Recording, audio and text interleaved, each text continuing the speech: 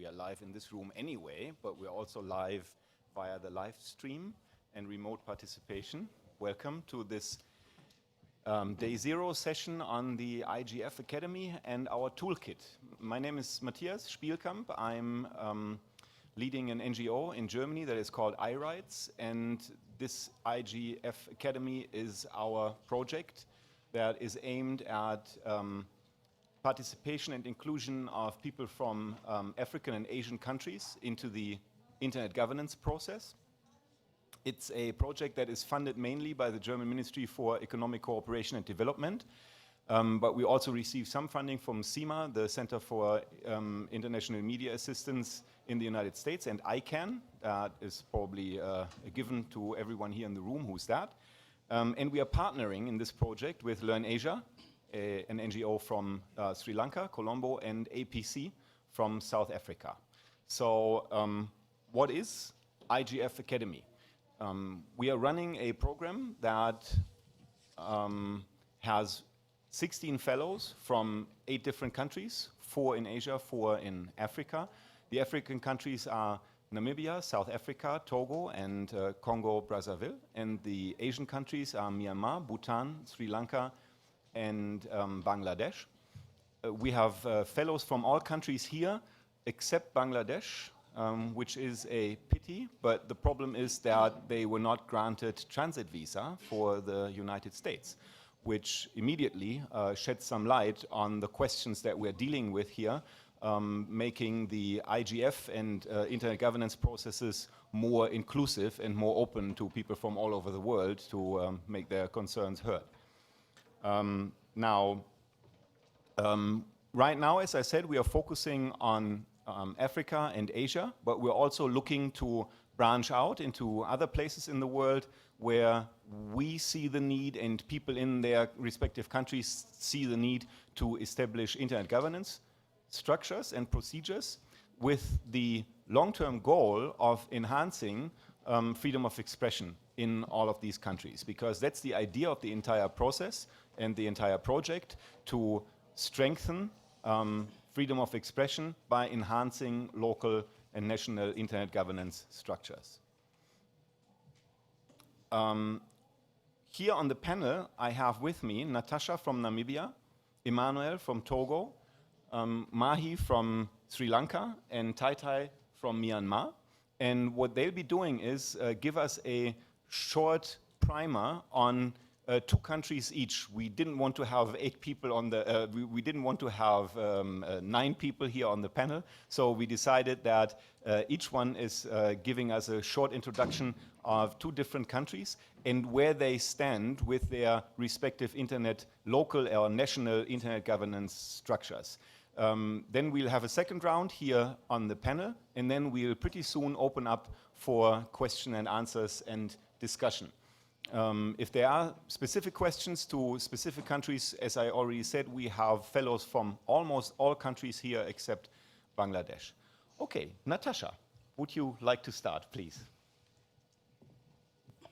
Thank you, Matthias. Natasha from Namibia. I work for the Media Institute of Southern Africa's Namibia chapter, and I am an IGF fellow, IGF Academy fellow.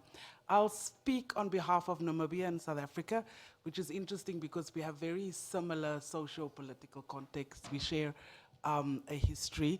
So the conditions and the environment within which we operate are very similar.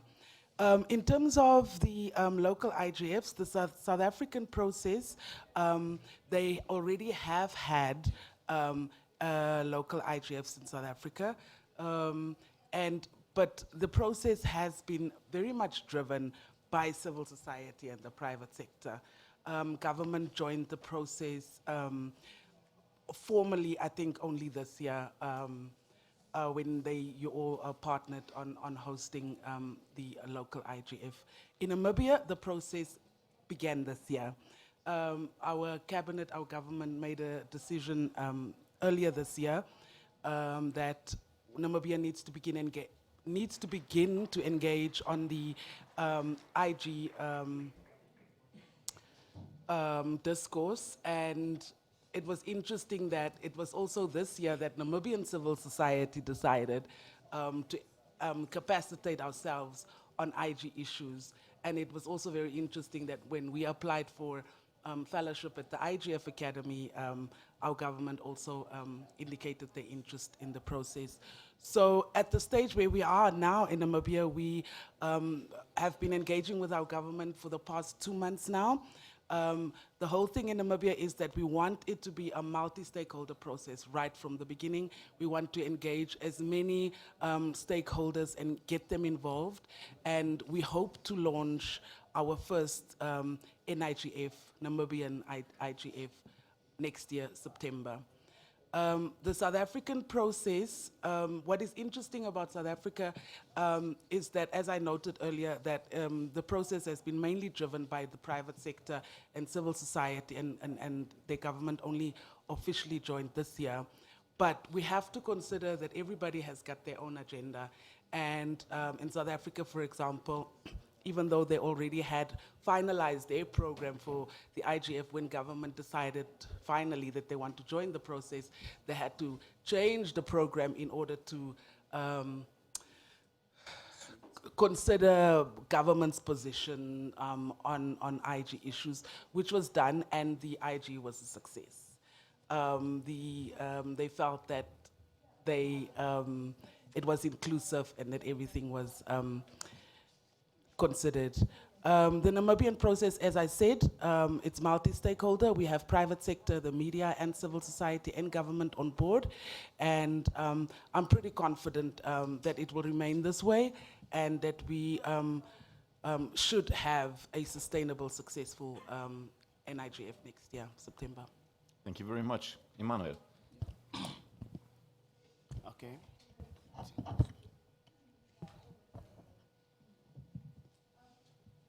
Okay, so I'm Emmanuel Agbinosi.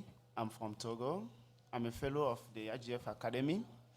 So I'm going to talk about our national initiative and about Congo. So in Togo, our initiative began 5 years ago, and I joined this year as a member of the organized committee, the steering committee of the IGF. And we had our national IGF, this year IGF a week ago.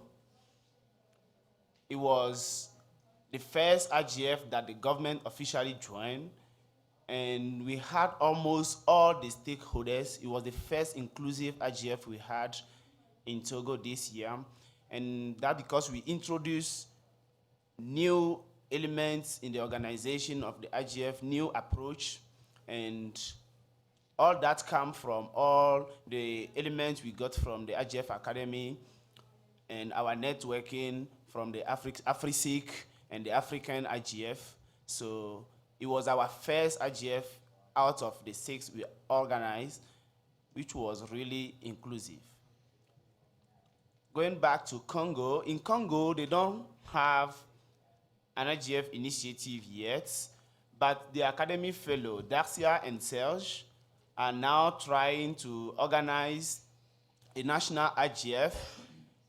They tried to organize it before this meeting, but they host the regional IGF, which is the Central African IGF in their country, and they couldn't get time to organize the national IGF. So by next year, January, they will have their first national IGF in Congo. So basically, that's it. Okay, thank you very much. Just because you're hearing a lot of names of our fellows, if you want to check out their profiles and who they are, you can go to our website, which is igf.academy, and there's a list of all fellows and their profiles. So, Mahi, please continue. I'll help you with that. Okay. Just start talking. Yeah, it's on. I'm Maheshwara. I'm representing Sri Lanka.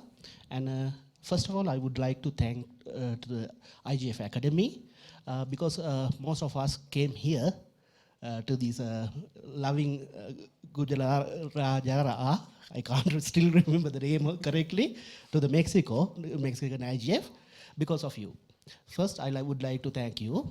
And not only for making us come here, the knowledge that we have gained, the roadmap strategies that you have given, the strategies that you have guided us was amazing. Because before that, the IGF Academy, I was participated many courses, many IG events, but this is little practical because you made these roadmaps, strategies, funding methodologies, and discussions were very successful. I believe if it happens before our IGF, Sri Lankan IGF, which is happened on March 8th of this year, it will be much successful if it's happened earlier, the IGF academy found. Okay. So regarding the Sri Lankan IGF, organized by Internet Society Sri Lanka chapter and assisted by private companies, and also the government has participated, and the civil society and media personnel were there. It became open, inclusive governance forum actually. Even though we have expected around 100, we received around 150 participants for the Internet Governance Forum. The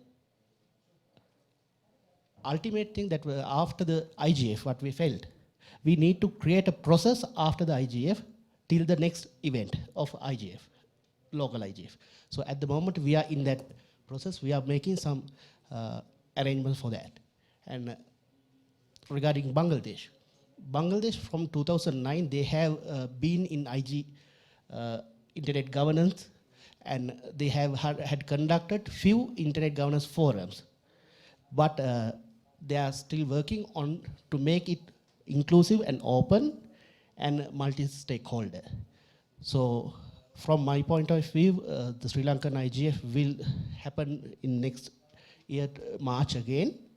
We are hopeful to make it more attractive, more open, more inclusive, and successful program by March.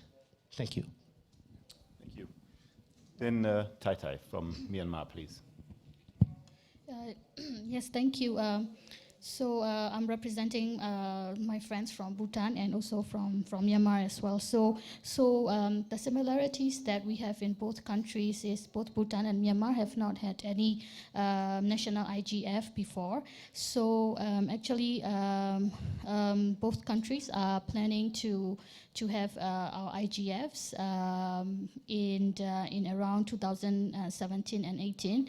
And for Myanmar, although we had not had any national IGF, we do have some very loosely organized internet governance events around the country. So for example, a few years ago, we had organized this Myanmar Internet Freedom Forum, and then we had some workshops and events in between that are addressing issues about net neutrality and telecom policies, and how it can affect human rights. And also in the coming week, we are also organizing our Myanmar Digital Rights Forum in Yangon. So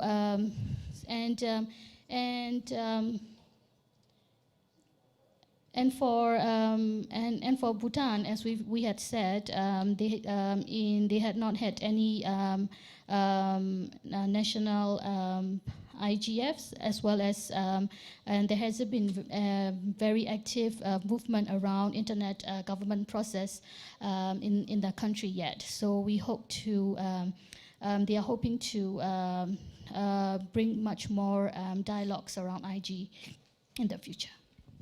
Okay, wonderful. Thank you very much for this brief introduction and the situation in the different countries. Let me, before we start the second round here, give you a little more detail on how IGF Academy works and how we are trying to enhance these procedures. Let me see whether I can put up the next slide. What we've been doing is, because we know that it is very hard for people who are regularly volunteers in their countries trying to set up an internet governance process, that it's just very hard to have the resources, have the contacts, and have the strategies behind that, our approach is to develop with the fellows so-called roadmaps. Roadmaps consist of a strategy toolkit that includes a SWOT analysis where people assess the strengths and weaknesses, the opportunities and threats in their respective countries. Then out of that, develop a funding strategy, develop a communication strategy, do a stakeholder mapping. And what our aim was to really document all this, document all the work that the IGF Academy Fellows did in the last couple of months for two reasons. First of all, because these roadmaps and toolkits can be developed further. This is an ongoing process. Funding provided, we will keep on working on these different toolkits and refine them next year, you know, when some people have already had experiences with running a local IGF, they can share this experience with other people from other fellows from other countries. But at the same time, we want to be really open about this and want to share this knowledge. This is why we put out a first iteration of that toolkit today, and you can also find this on igf.academy, our website, and that consists of two different things. First of all, it's a brief introduction in the different tools that we've been using, the SWOT analysis, the funding strategy, the communication strategy, and the roadmap itself. And secondly, already a condensed version of the experiences that people have made this year working towards creating or enhancing their national and local IGF structures. So if you go to that website, you can download these as a PDF, and we will publish by the beginning of next year, hopefully end of January or beginning of February, what we call a transfer guide, which gives a little more detail on the processes and the procedures, give a little background on this, and hopefully will enable people in other countries to use this toolkit to start their own initiatives, or if they already have an initiative, to enhance that initiative, to make it better than it is right now. Okay. Let's do a quick second round, and what we'd like to do is talk a little about the challenges and the opportunities, or we can call it the tops and the flops of what we've experienced in the last 6 months since we've been working on that. And this time, probably we'll go the other way around. So, Tai, would you like to start with that? So some of the tops for both Myanmar and Bhutan will be, for example, for Bhutan, they see a positivity of the government being interested in involving in the future internet governance process, because when looking at the fellows, we have one of them is a journalist, and also one of them is from the Ministry of Communications of Bhutan. So we can see the government interest in becoming involved in that, and for Myanmar, I'm from civil societies in Myanmar, and one of our partners is another fellow from Myanmar is actually a consultant working with the government, giving mainly ICT4D advisory. So there are a wide range of stakeholders that could come from these backgrounds. So the stakeholders' involvement might be a positive, but on the other hand, when thinking of the flops, it will also be one of the most challenges we see in the both countries. Even though they are interested, there has to be a lot of things to be done in the sense for capacity building, because in Bhutan, I've heard that there isn't any organizations that are working on issues around internet, focusing just on internet. And without civil society stakeholders like this,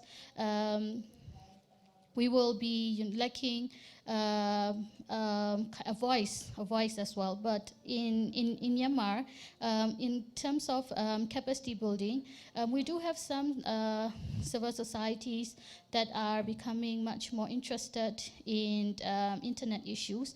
But when looking at the other civil societies, for example, human rights organizations, the lawyers associations, so there are a lot of stakeholders that are still needed to be built up capacity to be actually to involve in the conversation. So capacity building of the stakeholders is a very big challenge that both of us is facing.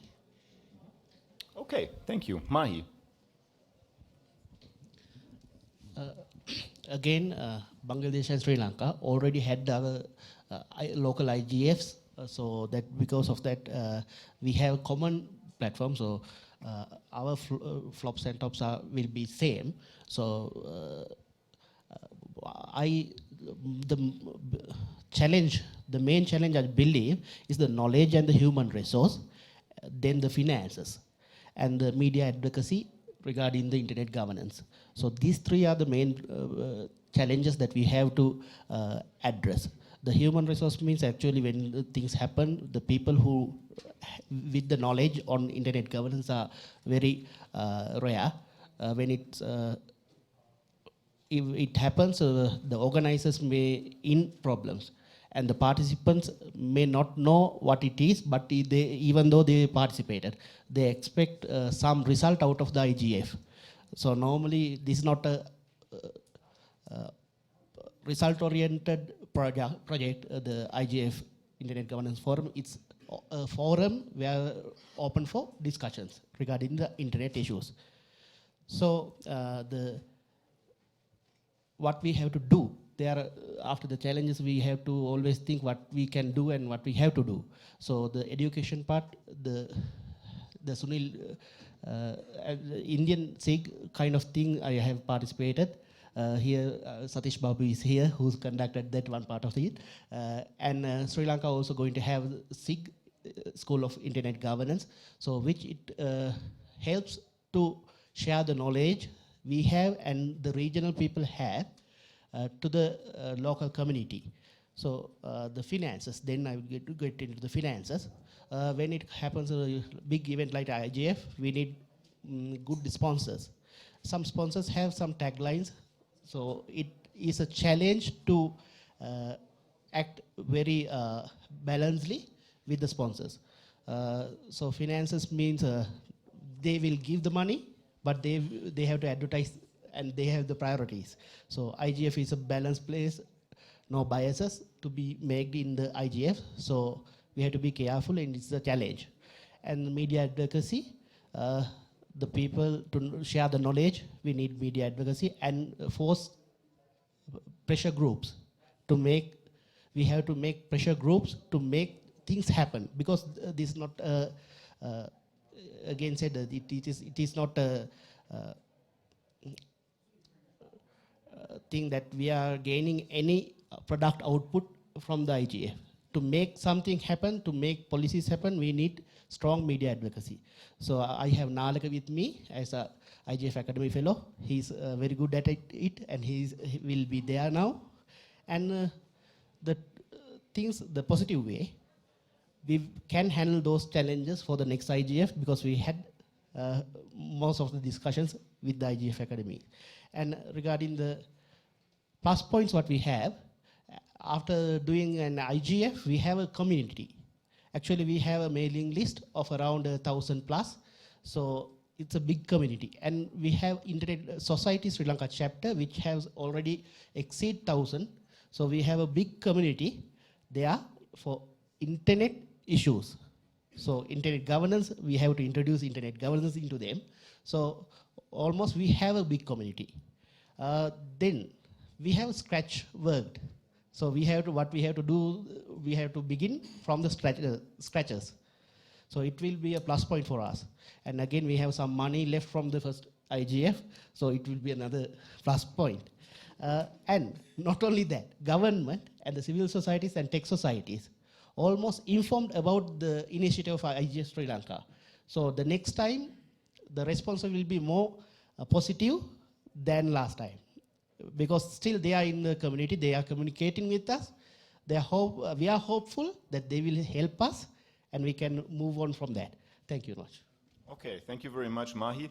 And just as another bit of information about how IGF Academy works, what we also do is we have regional meetings of the fellows where people meet in person, which is really important because most of the time, most of the year, the process is completely online, meaning that there are teleconferences, there is collaborative work in different workspaces, but it's really, really important to just meet in person. And we have basically two opportunities to do that per year. I mean, I'm just talking about this year because this was the first year, but we're hoping to continue with that. And that is the regional meeting, one in Asia and one in Africa, and then, of course, the global IGF, where we then can exchange all these experiences and what Mahi just alluded to, for example, also exchange some tips and tricks on how to get governments involved, how to find some funding, and so on and so forth. Okay, so, Emmanuel, please, over to you. Okay. So, I'll start with my country. I'll start with Togo. So for this year, IGF that I participated, I think since I've been part of the IGF Academy and all the toolkit we have designed, I mean the roadmap, the SWOT analysis we had, the communication strategy and the fundraising strategy we had, I think it really helped us or helped me to bring new ideas in the National IGF Committee. And I think I'll start with the flop, then end up with the tops. So as challenge, the main challenge we had is the stakeholders' involvement, especially the government. So with our new strategy that we adopted, the government, we were able to approach them on other way, I mean unofficial ways, meeting them, talking to them, explain the process to them, because in Togo and most of the Francophone countries, they don't really understand what the IGF mean, what the process means. So when you invite them to such meeting, they don't want to get involved, they don't want to put themselves in trouble, so they don't come. So this year we try to explain all those processes to them ahead of the IGF, so we get them involved. And we did it on several other ways. Especially, for example, this year we include some topic that have interest of the government. I mean, we give them opportunity to come and explain their project, I mean the public projects which are ongoing in the internet sector, to come and talk about it. So it was actually a platform for them to come and talk to all the stakeholders and listen to the other stakeholders too. So we had a very strong participation of the government. We had 3 ministries that have participated either in the panel or either as a participant. So it was a very good involvement of the government. So we also have as top the youth participation. When I take my country, for example, the population, 80% of the population are under 35 years old.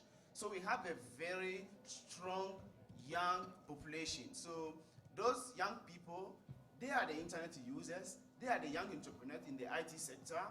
But in the past, I mean, the technical community was organized, the IGF, they don't really include that side of the population, I mean the youth. So this year, we give the opportunity to the youth to come and explain their problem, to come and express themselves. So we include some topics that have interest of the youth. For example, IT entrepreneurship, how to start your business in the IT sector. So those kind of topics that we include in our national IGF agenda have a very strong participation of the young people. We have almost 400 people that participate in IGF compared to the other years where we have 70 people, 100 people. So it has been a very good opportunity for us. So we also have people who have really participated online, which was a very good opportunity to express themselves. We have the media participation because we focus on the media. In the past, when they organize the IGF, they don't really focus on those side of stakeholders. They don't see the media as something that can boost the IGF in Togo. So this year, what I did is, ahead of the IGF, we have a very strong media advocacy, like every program related to ICT, we participate, talk about the IGF. So a lot of people get to understand exactly what it means, what will they gain participating to the IGF process. So it was very good participation. And also, we try to not really rely on external donors, because that has been one of the challenges. They always rely on the external donors, and sometimes the money doesn't come on time, and it actually really affects the process. So what we did this year is, we have a very strong participation of the business sector, the private sector. We give them opportunity to participate as sponsored, as donors. So they come, we give them opportunity to showcase whatever they are doing, and also participating to the debate. So that was a very good experience too. So also workshops. We do have workshops ahead of the IGF to let people understand the meaning of the thing. So when they come to the IGF, they find their way of understanding things. And also, I was talking about the government. For example, our regulator, we give the regulator the opportunity to come and talk about a lot of issues related to policy in the country. So it was a very strong participation of the regulator too, which is kind of government stakeholder. And I think all those top I just mentioned come from the different meetings we have during our monthly meetings with the IGF staff, bringing our strategies, trying to make it very clear. So all those meetings help us to proofread our strategies and apply them on the ground. So basically, that's what we did in Togo. And in Congo too, I think it's the same thing. They are trying to put up their communication strategy, their fundraising strategy, and I think in January, when they organize their national IGF, it will be a very successful participation of the government and the other stakeholders. Thank you. Okay, thank you very much, Emmanuel. And before, Natasha, you start, just reminder here that after Natasha's roundup of tops and flops, I will open up for questions and answers. So if you have anything that you would like to ask, you will be invited pretty soon. Please, Natasha. Thanks, Matthias. I think for both Namibia and South Africa, and I think it's a global issue, the challenge is that we need to provide media and information literacy. People need to understand the power of media and how it can be used, but we need to add IG literacy to that as well. Ensuring that the users also understand what their rights, freedoms, and responsibilities are. We're always focusing on rights and freedoms, but do we actually talk about the responsibilities that we have in regard to freedom of expression? Another challenge that we have in both Namibia and South Africa is a disconnect between our government's verbal and public statements on issues around freedom of expression and the policies that are developed and implemented. So there is, lucky for us, in both Namibia and South Africa, we have, South Africa more than Namibia, strong, vibrant civil society sectors that is consistently pushing back. And I always say to my colleagues that we just have to accept that governments naturally would always want to have more power. So that is why it is important that we have strong and vibrant civil society and media sectors. The media sector ensuring that people are informed on what's happening and what they can do to be involved and participate in the process, and a civil society sector that capacitates the public and engages with government in advocating and lobbying. So that's what we do as civil society a lot in Namibia, in South Africa. holding government accountable, lobbying and advocating for the removal of problematic clauses in our laws and policies. And that's why you will find that we have a lot of bills that have been on the shelves for a couple of years, because it's a constant back and forth between civil society and our governments on issues related to freedom of expression. For us in Namibia, like I said, we just started our conversation around IG 2 months ago. So for us right now, it is critically important to build our capacity and understanding internet governance issues, and for us as civil society, making the linkage between the internet and human rights. So building our capacity, and I'm always encouraging and motivating my colleagues and saying that we cannot just build our capacity on the IG issues, and because in Namibia, our government is just as clueless on IG as we are. So I insist that we capacitate our government as well, so that we're all on the same page and that we all understand what is important and what we need as a country in terms of IG. We're also having a conversation. I just want to note that I will probably speak a bit more about Namibia because I'm Namibian and that's the space I'm working in. The IG process, I have my colleague here, Frederico Links. He's the editor of a magazine and he wears many hats.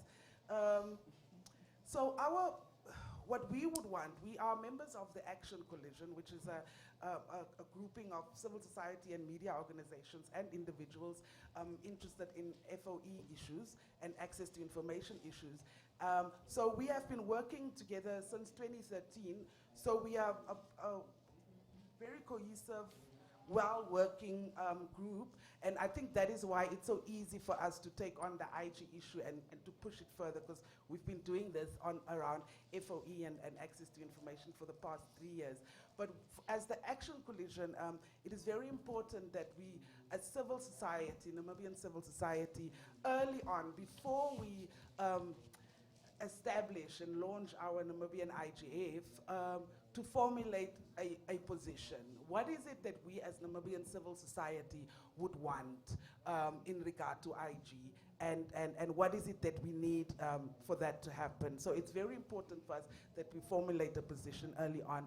And I mean, if government and the business sector wants to do that, they're welcome to do that as well. Yeah, I think that's it. Yeah, okay. Yeah. Thank you very much, Natasha. And now, is there anyone who already has a question here in the room for our fellows here and the way they worked on? In the back, okay. So we have a microphone. Please, can someone pass on the microphone to? Thank you very much. Thanks for the very insightful presentations from both fellows. So I just wanted, before I ask the question, I just wanted to say that maybe I think what you guys are doing is a very good approach to actually helping the national IGFs. This morning when we had the newcomer session in this very same room, where we had some of the MAG members, I also raised an important issue to say that I think there's a challenge to I mean, you can go to various IGF schools, but at the end of the day, you go back to your country and then you have to obviously contribute to the society.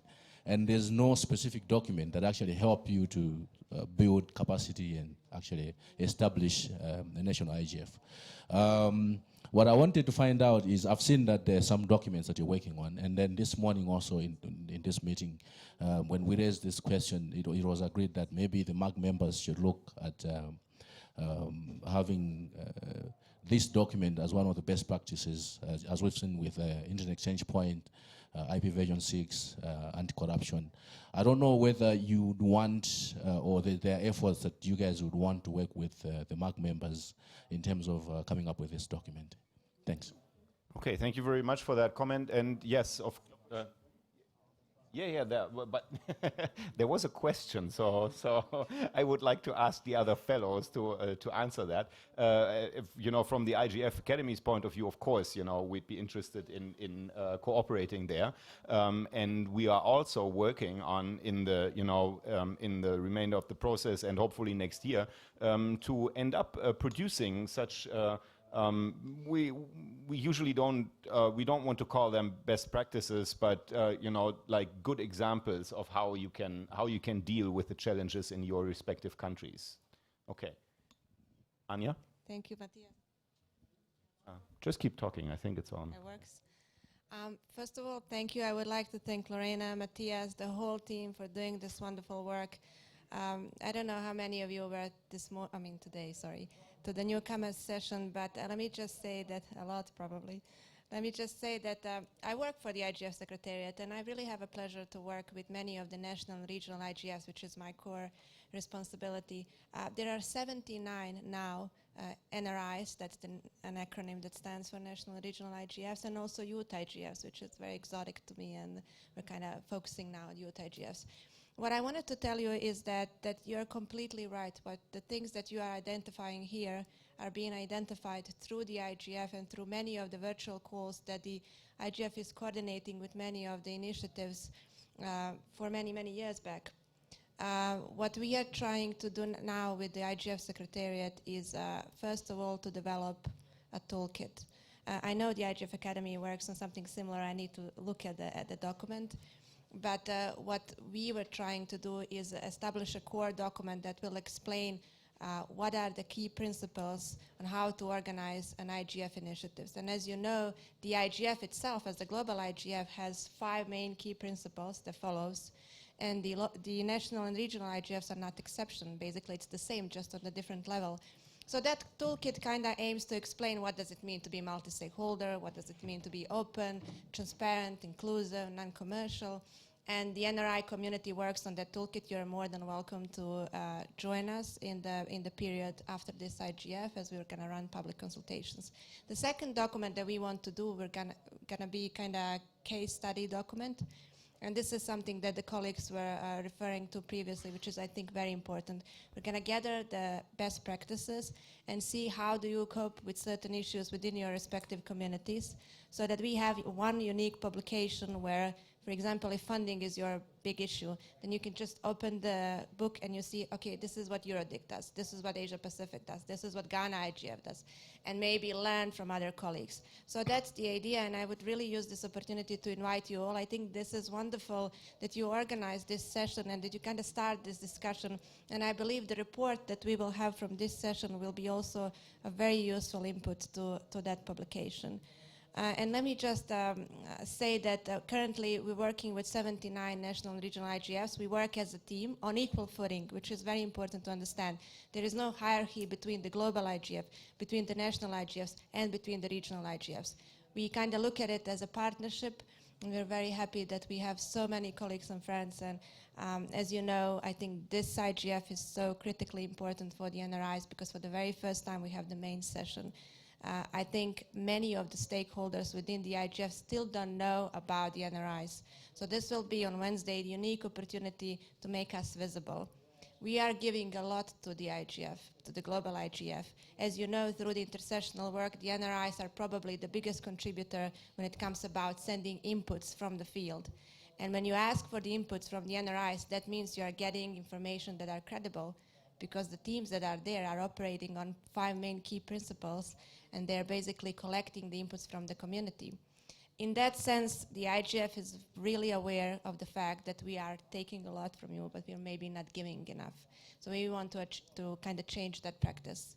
So I'm going to invite you to attend the main session of the NRIs, to actively participate, especially in the open mic segment, to listen to the colleagues, what they need to say. And there is on Friday the coordination session, which I think is probably more important for us as the NRI, because the main session will kind of show us as being visible to the community, so the community is aware of us. But the Friday session will have the key stakeholders within the global IGF there. And I think it will be a unique opportunity for all of us to say, what do we want? And how can the global IGF and the global IGF community, which is probably more important, can help us, and what do we need in that sense? So thank you so much. I took a lot of your time, but I just wanted to use this opportunity because there is not a lot of these opportunities where I can speak to the NRIs, and I think this is something that we need to change, and Lorena, Matthias, and the team really recognize this, and thank you so much for changing and making the NRIs visible. Okay, yeah, and Anya, thank you very much for all these very important points, and especially the mentioning the main session and the Friday session. So please look it up on the schedule, and all the people who are interested in the work of the IGF Secretariat with the NRIs, that will be good opportunities to talk about that. And for us at IGF Academy, of course, it's really important that all of what we are doing is in line with the criteria of the IGF Secretariat, because, I mean, first of all, we agree with that, and secondly, when it comes to legitimacy, it's also important that all of these local and national IGFs are recognized, because that is what we want to achieve. So anyone else having questions for our fellows here? I have one, because I think we need to we don't need to, but it's a good opportunity to just give a couple of examples of how you can creatively come up with ideas to include more people, more stakeholders, but also just plainly more people in the process. Emmanuel, please tell us about the situation in your country and in your IGF. You already said that you had an attendance of 400 people, which is enormous for a national IGF. But also, you had a good idea of how to include younger people who are entrepreneurs, and because of that, interested or not at all interested in the beginning about IGF, internet governance. How did you make them interested in that? Okay, so in my country back home, young people are not really interested about all this IGF process going on, because they don't basically understand what does it mean, an IGF. So what we do is, they are more interested because, they are jobless, they are looking for job, they are there, nobody's listening to them. So we think that the IGF2 is another opportunity that we can highlight all those problems that the young people are having as entrepreneurs. So what we did is, we include topics like entrepreneurship, IT entrepreneurship, the challenges, how to start it, the funding opportunities across the continent. So we try to put all those subjects in our agenda, the IGF agenda. So the young people, basically, they come to listen to that, and also listen to whatever is going on in the IGF sector.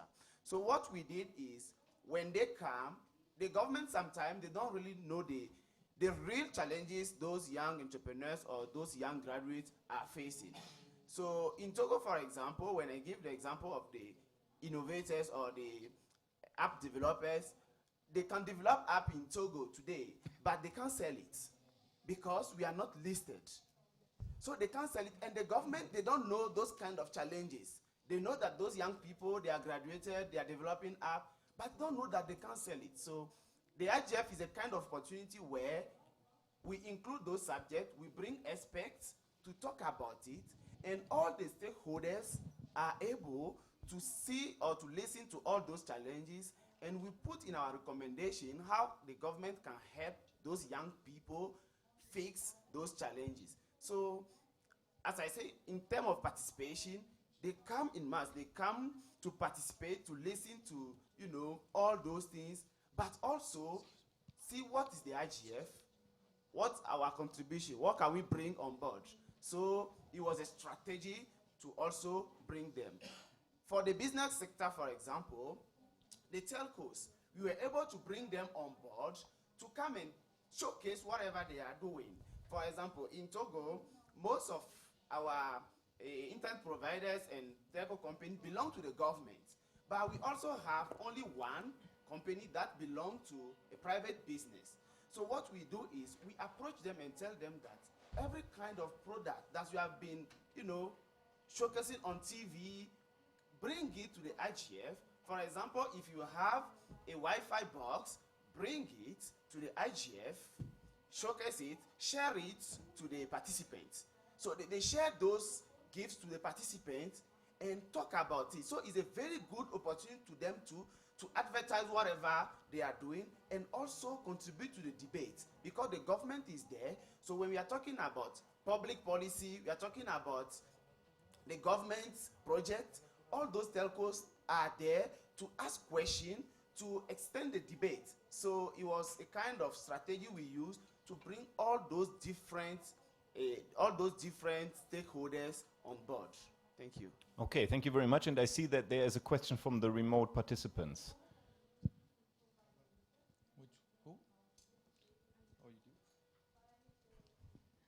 Okay, we have a question. It says, the problem of awareness and capacity building is not just a question of one awareness campaign. I think it requires more collaborative and sustainable approach. What would be the correct approach in terms of political leadership in your prospective countries? This is a remote question from Shidrip Rajamahi. Okay, yeah, thank you very much. I mean, that is a big question. We are running out of time. We only have 5 more minutes, so of course we want to answer that. But please be as brief as possible. Tai, would you like to take a shot at it, and then we go around the table as a last round with this question?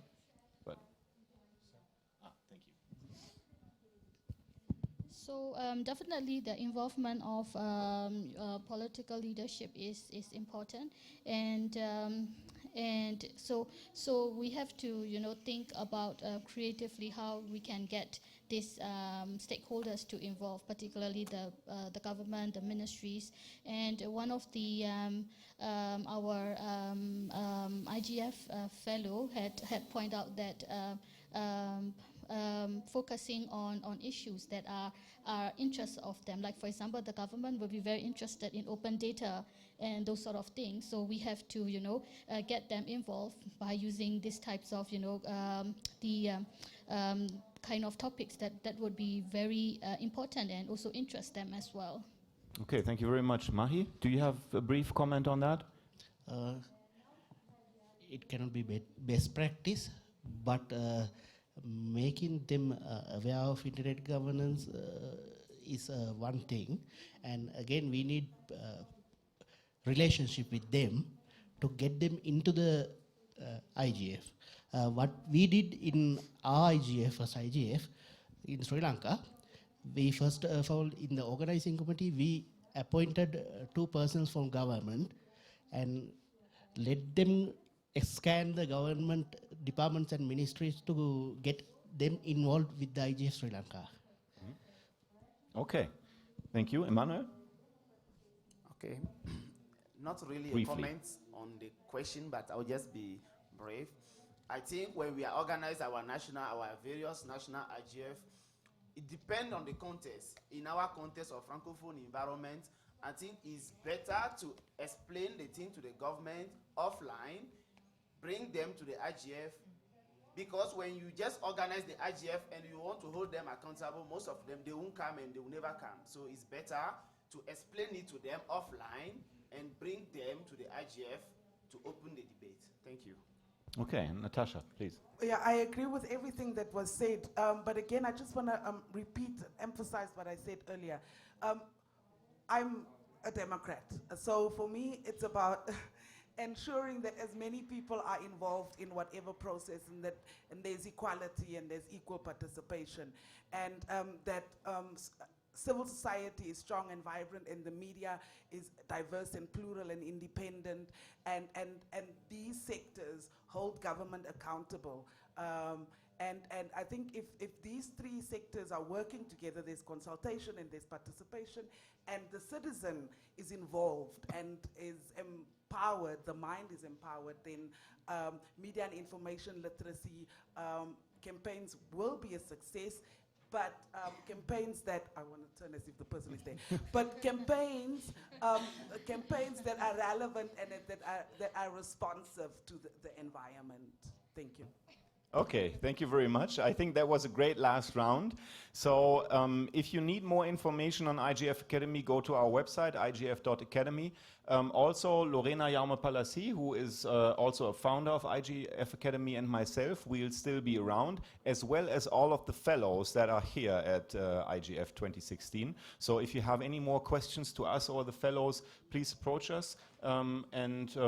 For the rest of the day, have fun, and for the rest of the IGF, have very good conversations, good networking, and what was that, Gabriela? Show them who the IGF fellows are. Yes, please, hands up. Yeah, thank you. That's a very good point. Show them who the IGF fellows are. Yes, please, hands up, people. Okay, okay. Thank you very much, and yeah, have a good rest of the IGF that hasn't even started yet officially.